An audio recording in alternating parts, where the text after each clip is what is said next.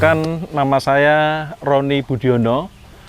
Saya di sini memiliki usaha kebun nila organik, di mana di sini kita mempunyai misi kebun nila organik menjadi wisata edukasi. Untuk lokasinya sendiri, kami berada di Dusun Karangnongko, Pungsari, Pelupuh, Sragen. Ketika kami berumur, kalau orang Jawa bilang itu seksi ya, seksi itu artinya seket siji.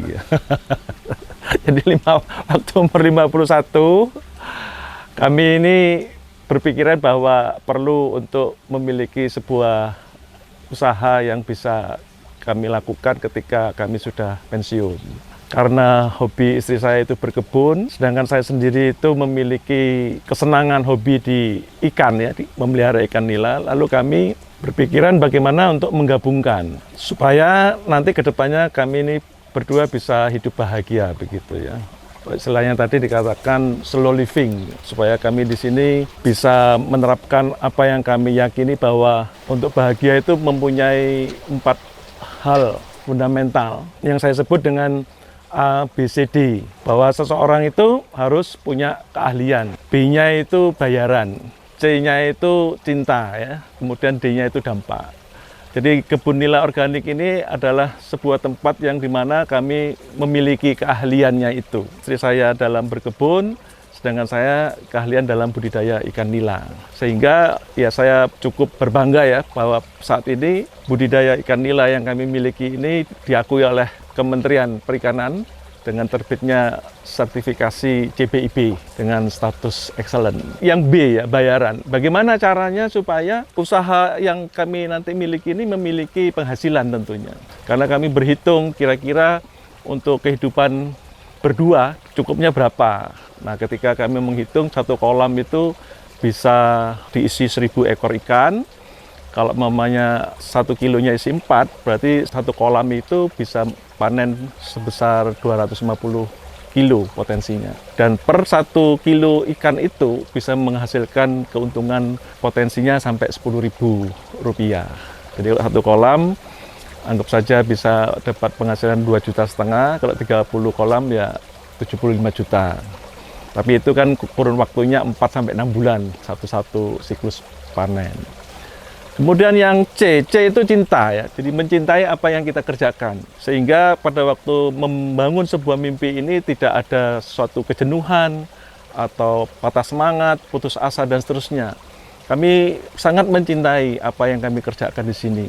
Terakhir yaitu D, dampak. Kami berpikiran bagaimana juga bisa berdampak bagi masyarakat. Saya membangun di sini kurang lebih 2 tahun yang lalu dan penduduk sekitar ini sudah merasakan manfaatnya. Ada belasan pekerja yang sudah bisa ikut membangun di sini.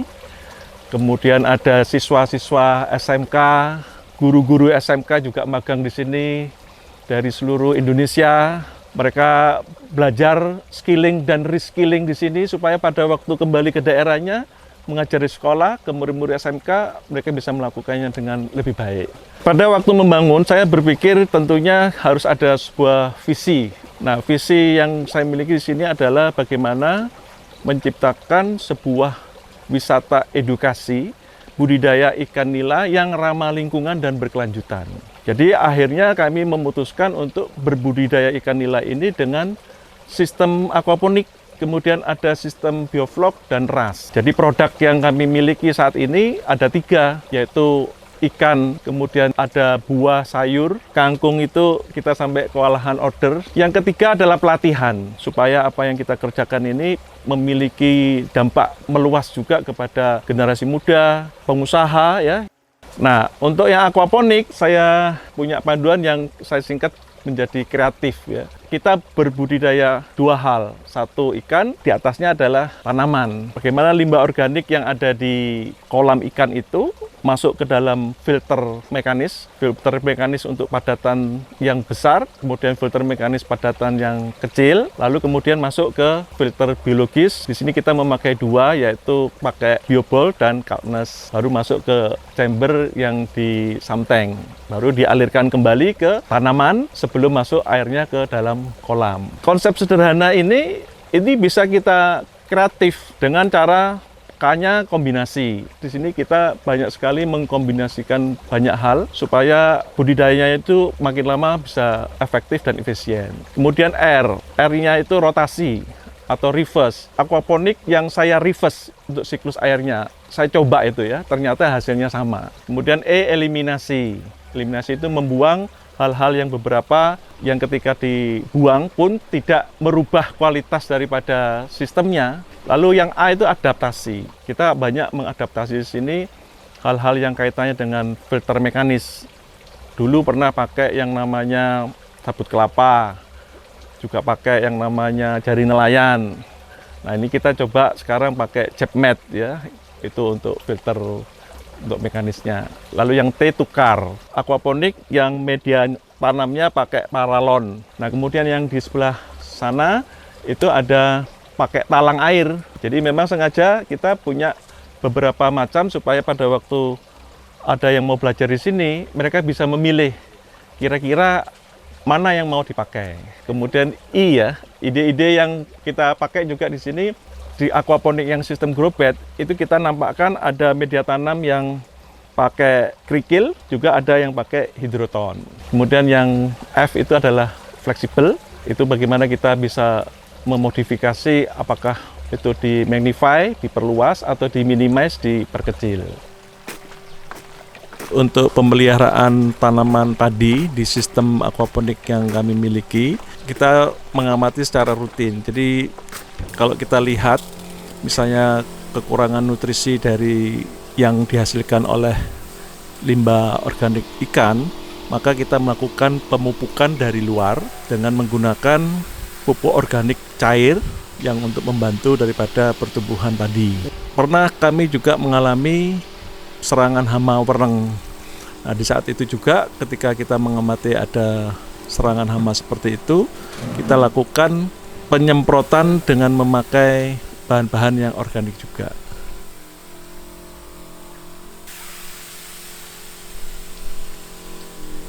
Dulu susah cari pembeli, sekarang susah memenuhi order ya.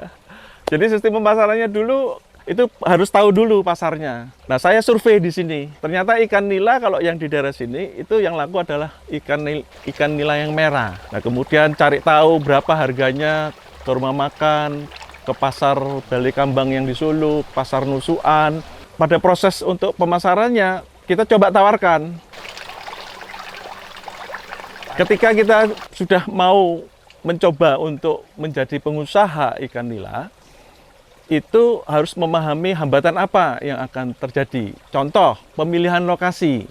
Jangan sampai pilih lokasi yang kalau hujan itu diterpa oleh aliran air banjir. Nah, itu pasti jangan dipilih. Hambatan apa lagi? Kualitas air sumurnya. Itu harus dicek juga. Jangan sampai air sumurnya itu ternyata pH-nya rendah atau mengandung zat-zat yang beracun begitu ya. Juga kaitannya dengan penangkal petir, ya hambatan di sini kalau terbuka di sini, ya, itu juga perlu kita perhatikan. Dulu pernah ini pohon sebelah kena petir, ya kena petir, kemudian jatuh ke tempat listrik, kabel listriknya punya saya. Lalu kemudian akhirnya aeratornya jadi rusak itu ya, supercharge-nya. Itu hambatan-hambatan yang itu kita harus mitigasi. Cari pemikirannya seperti apa supaya risikonya bisa diminimalisir. Baik ya, jadi sesuai dengan misi yang kami miliki bahwa Bapak Ibu, teman-teman generasi muda, anak-anak milenial, siapa saja yang mau belajar di tempat kami terbuka. Bisa di Google Map ketik aja kebun nila organik. Untuk informasi lengkapnya juga bisa kunjungi website kami kebunnilaorganik.com. Kalau mau belajar lebih detail mengenai biovlog, maka bisa kunjungi Instagram kami biovlog.nila. Kalau yang aquaponik, itu Instagramnya adalah aquaponik.nila. Mari kita kembangkan terus potensi budidaya perikanan pertanian di Indonesia, karena itu yang menjadi hal yang bisa kita upayakan dan jadi kebanggaan kita bersama-sama. Baik, terima kasih sudah menonton video dari kami. Jangan lupa teman-teman untuk subscribe daripada akun YouTube Cap Capung.